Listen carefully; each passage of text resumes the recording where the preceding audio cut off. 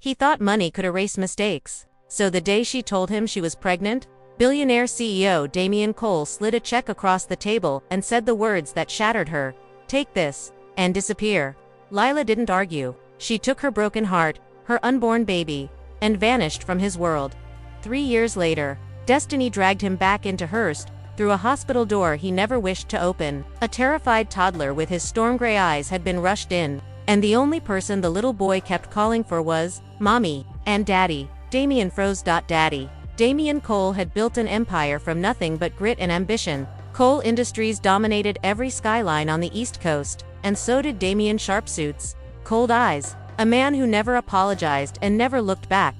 Except for one memory that haunted him more than any loss on a balance sheet. Lila Hart. The quiet, warm, artistic soul who brought color into a world he preferred.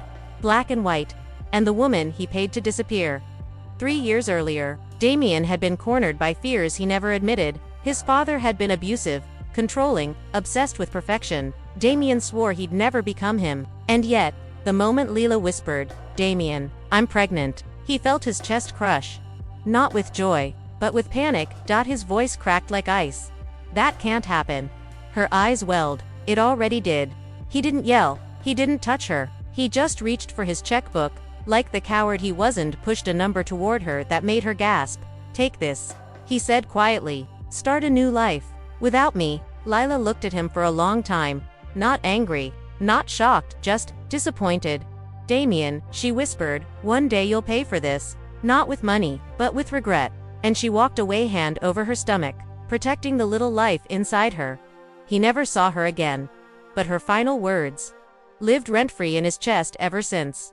Tonight, Damian wasn't preparing for heartbreak. He was preparing for a charity gala, another event to polish his company's image. But fate didn't care about his calendar. Just as he exited his car in the underground parking lot, his phone buzzed repeatedly. Unknown number. He ignored it. Then a text came through. "This is St. Mary's Children's Hospital. We need your permission for emergency treatment. Your son is here." His blood turned to ice. "My son?"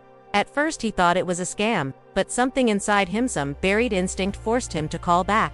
Within minutes, he was speeding to the hospital, breath stuck somewhere between denial and terror. When he burst through the pediatric emergency doors, a nurse jumped. "Mr. Cole," he nodded, chest heaving. "Follow me." His legs felt wooden, his throat dry. Every step closer made the guilt tighten around his ribs. They stopped outside a small room.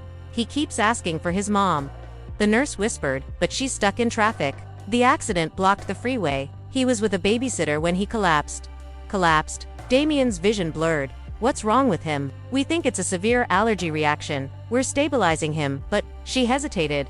"But what?" he demanded. "He asked for you too. For his daddy." His heart slammed against his ribs. Inside the room, a nurse gently asked the little boy, "Sweetheart, do you know your dad's name?" The boy sniffled, scared, an oxygen tube under his nose. "His name is Damian. Mommy calls him that when she cries." Damian's soul caved in. He pushed open the door. The child looked up, big storm eyes, the exact shade Damian saw in the mirror every morning. Soft, messy brown curls. Tiny, trembling hands clutching a stuffed tiger. "Hi," the boy whispered. "Are you my daddy?" Damian couldn't breathe. His knees hit the floor beside the bed. His voice broke, something he had never allowed in 35 years. "Yes, I'm your dad." The boy's lower lip trembled. "Don't leave me."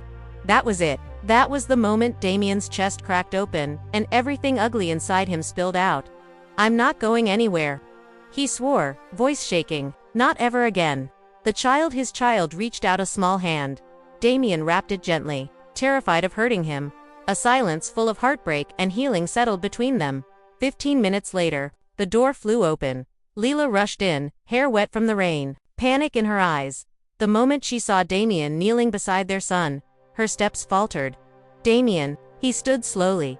She froze halfway between relief, shock, and old hurt.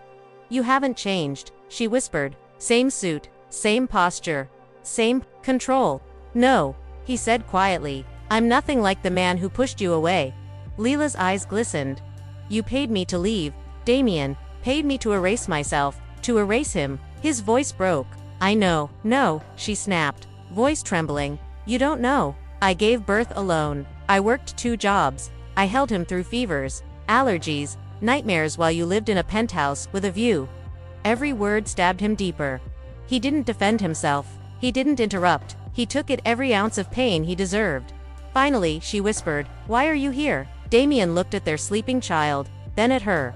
"Because destiny made me pay again," he said quietly. "Not with money but with fear I'd lose a son I never deserved." Leela's breath caught. He continued, voice raw. "I thought I was protecting you from me. I thought I'd destroy your life the way my father destroyed mine. But all I did was destroy my own." Her eyes softened, but only a little. "Damien, I can't just forget what you did." "I'm not asking you to," he said. "I just want a chance to be his father, and to earn back the right to stand in the same room as you." Leela stared at him, hurt. Hope, anger, love, loss all swirling. "Earning trust takes time," she whispered. He nodded, chest tight. "I'll give it the rest of my life." A tear slid down her cheek. The boy stirred, opening his eyes. "Mommy." Daddy. Lila looked at Damien. Damien looked at her, and for the first time in 3 years, she didn't correct the child. Their son reached toward both of them. With tiny hands. Damien stood beside Lila, close, careful, humbled. Their fingers brushed lightly. Not forgiveness. Not yet, but the beginning of something that could be rebuilt. One day. One choice. One heartbeat at a time. Outside the window, the storm eased. Inside the room, a family began to heal.